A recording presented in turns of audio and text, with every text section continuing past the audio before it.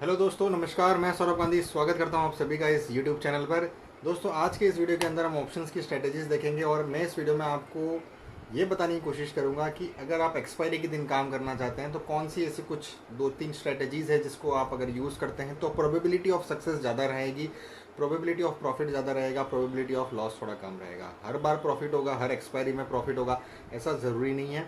लेकिन ये जो स्ट्रेटेजीज मैं आपको बता रहा हूँ, ये मैं पहले भी इन पे वीडियोस बना चुका हूँ, लेकिन ये आज मैं एक्सपायरी स्पेशल बना रहा हूँ कि भाई एक्सपायरी के दिन आपको ये दो तीन स्ट्रेटजीज में से कोई भी आप यूज़ कर सकते हैं या सभी को यूज़ कर सकते हैं अलग अलग अकाउंट्स में, जिस तरीके से भी आप करना चाहें।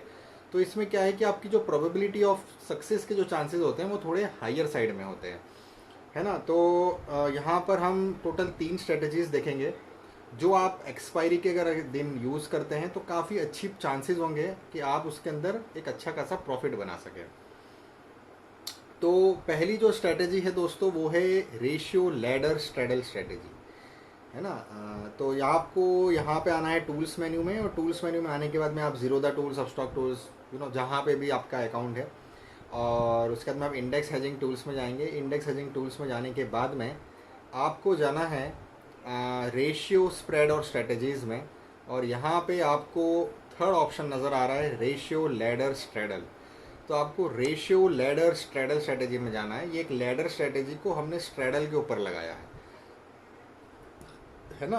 तो ये स्ट्रेटेजी मैं आपको समझाता हूँ इसमें क्या होता है। हम इसके अंदर एट द मनी की कॉल और पुट को हम बाय करते हैं, है ना। हम एट द मनी की कॉल एंड पुट को बाय करेंगे और आउट ऑफ द मनी की तीन कॉल और पुट को सेल करेंगे, और तीन कॉल और पुट को हम एक लैडर की तरह बनाएंगे, एक साथ नहीं, एक ही कॉल और पुट को हम तीन तीन में नहीं करेंगे, हम दो और एक का एक लैडर बनाएंगे, इसलिए इसको नाम दिया है रेशियो, कि 2:1 का रेशियो हम बनाते हैं।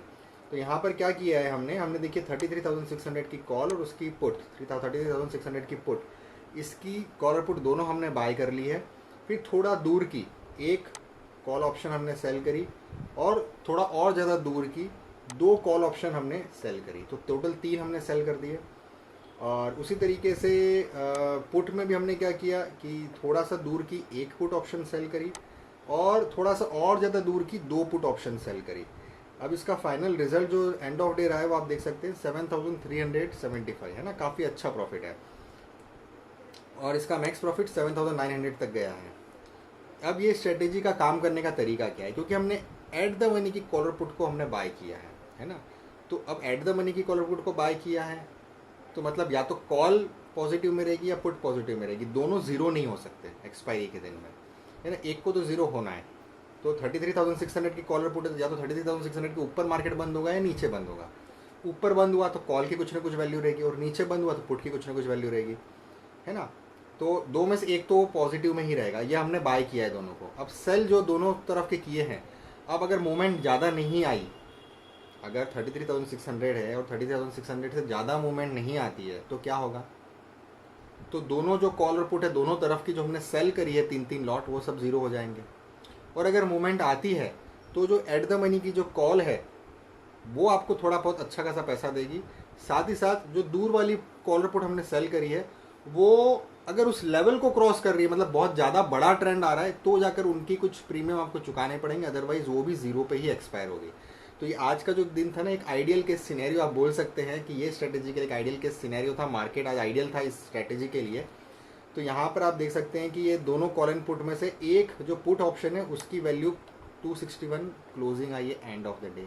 बाकी ये जो पुट हमने एक सेल करी थी इसकी 64 वैल्यू क्लोजिंग आई है, मतलब 66 में हमने सेल किया था, 64 वापस हमको चुकाना पड़ेगा, तो भी ₹2 का तो प्रॉफिट ही है। और बाकी सारे ऑप्शंस आप देख सकते हैं जीरो पे एक्सपायर हो गए, और इसका इसी वजह से नेट प्रॉफिट जो है वो 7,300 के आसपास, 7,400 के आसपास रहा है। तो ये एक स्ट्रेटेजी है जो आप एक्सपायरी के दिन यूज़ कर सकते हैं बैंक निफ्टी के अंदर, और अगर आप निफ्टी में भी चाहें तो निफ्टी में भी इसको यूज़ कर सकते हैं। उसी तरीके से काम करता है। एट द मनी की दो कॉल और पुट हमने बाय करी है, दूर वाली एक एक और दो दो लॉट हमने सेल करी है। यहाँ पर भी वही हुआ है, पुट के अंदर ये वैल्यू 93 हो गई जो हमने बाय करी थी, और दो लॉट थे जो हमने सेल किया था उसकी वैल्यू 43 हो गई, और बाकी की सारी जो है दूर वाली जो हमने सेल करी थी सारी ज़ीरो हो गई। और आप देख सकते हैं हमको मैक्सिमम प्रॉफिट हुआ है 4,575 का, है ना। तो ये आखिरी में ही हुआ है, तब तक शुरू तक तो काफ़ी टाइम तक ये लॉस में भी चल रहा था, अब लॉस में इसलिए चल रहा था क्योंकि वो मार्केट वहीं का वहीं अटका हुआ था, 15,000 के आसपास ही था। तो ये एक रेयर सिनेरियो होता है कि 9:30 बजे जो मार्केट ओपन हुआ है वही मार्केट एंड ऑफ डे 3:30 तक रहेगा। अगर वैसा होता है तो फिर आप ये देख सकते हैं जो पूरे दिन जो ग्राफ था ये नीचे की तरफ था, तो आपको इसमें लॉस होगा। अगर मार्केट में या तो बहुत ज़्यादा बड़ी मूवमेंट आती है या जहाँ पे मार्केट ओपन हुआ था वहाँ का वहीं रहता है, तो फिर ये स्ट्रैटेजी के अंदर आपको ज़्यादा प्रॉफिट नहीं होगा या लॉस भी होगा।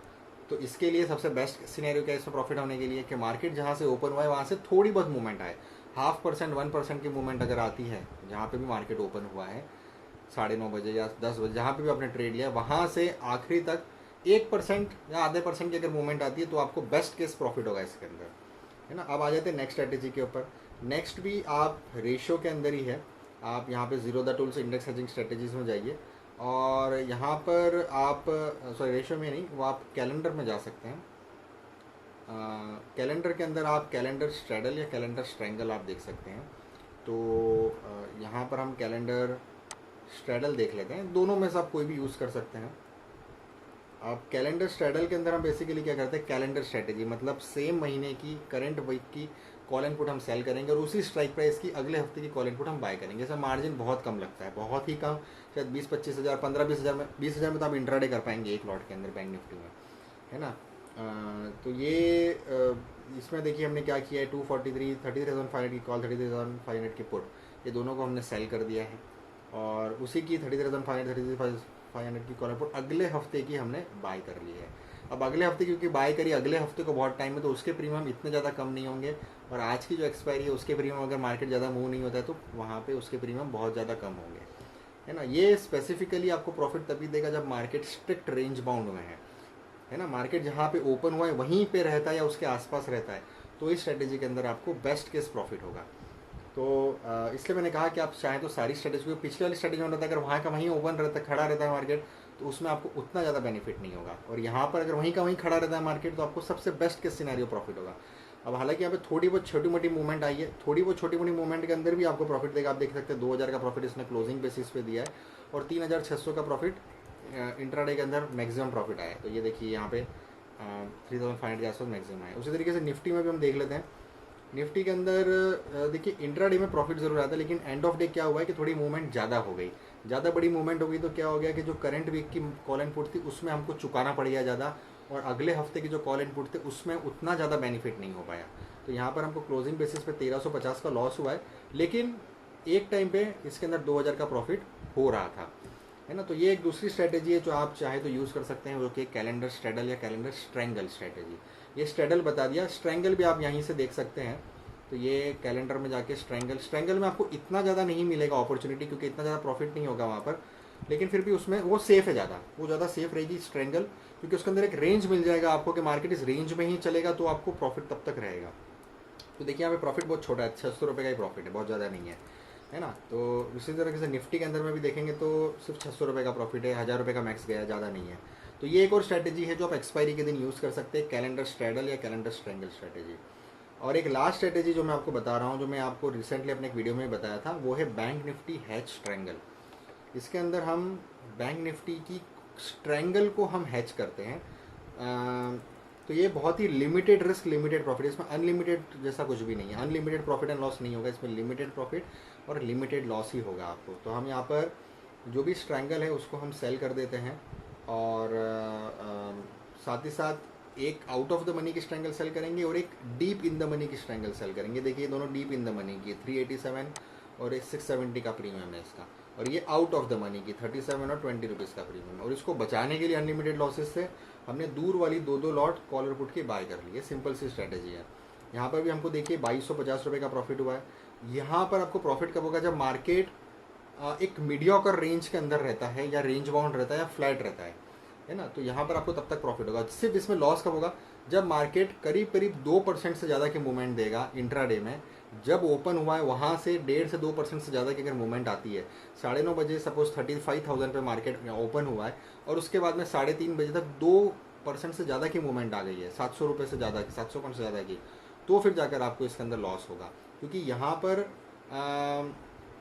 हम जो है एक रेंज ले रहे हैं, जो डीप इन द मनी की जो कॉलर पुट ले रहे हैं वो हमारी रेंज है 34,000 33,000। इस रेंज के बीच में जब तक मार्केट है तब तक हमको शॉर्ट प्रॉफिट है, शॉर्ट है ना।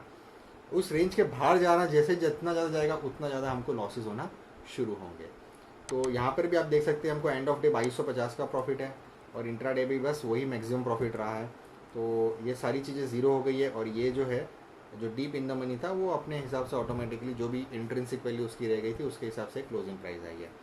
तो ये एक और चीज़ है जो आप कर सकते हैं। इसके अंदर भी आपको शायद से 50,000 के अंदर आप इसको इंट्राडे में स्ट्रेटेजी कर सकते हैं।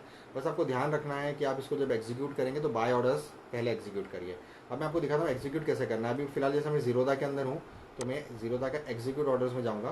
तो यहाँ पर जो ऑप्शन ओपन हुआ इसमें आप सबसे पहले क्या करिए, सेल को बजाय सिर्फ बाय करिए, है ना। बाय को आप सिलेक्ट कर लीजिए और फिर प्लेस ऑर्डर कीजिए। तो ये सिर्फ आपको लॉगिन करना पहले ज़रूरी है। लॉगिन नहीं होंगे आप वेबसाइट के मेंबर नहीं है तो आपको अलाउ ऑर्डर प्लेस करने नहीं देगा। तो ये आपको सबसे ज़रूरी है कि आपको मेंबर होना ज़रूरी है, या आप अकाउंट ओपन करवाते हैं तो आपको फ्री में हम मेंबर बना देते हैं वेबसाइट का। तो वो भी ऑप्शन है आपके पास। तो कह रहा था मैं कि आपको सबसे पहले बाय के ऑर्डर्स ही एग्जीक्यूट करने हैं, है ना, ताकि आपको मार्जिन का बेनिफिट मिल सके। तो पहले आप बाय के ऑर्डर्स एग्जीक्यूट करें, वो एग्जीक्यूट हो जाए, उसके बाद में 5 सेकंड बाद आप सेल के ऑर्डर्स एग्जीक्यूट करिए। 5 सेकंड में कोई बहुत ज़्यादा फर्क नहीं आएगा प्राइजेस में ऑप्शंस के, लेकिन आपको मार्जिन का बेनिफिट मिल जाएगा। अगर आपके अकाउंट में कम बैलेंस है तो उसमें भी आप इसको ऑर्डर्स को लगा पाएंगे। ठीक है, ये तो मैंने जीरोदा का जैसे बताया। अगर आप अपस्टॉक में लगाना चाहते हो तो यहाँ से आप ऑपर से अपस्टॉक सेलेक्ट कर लीजिए।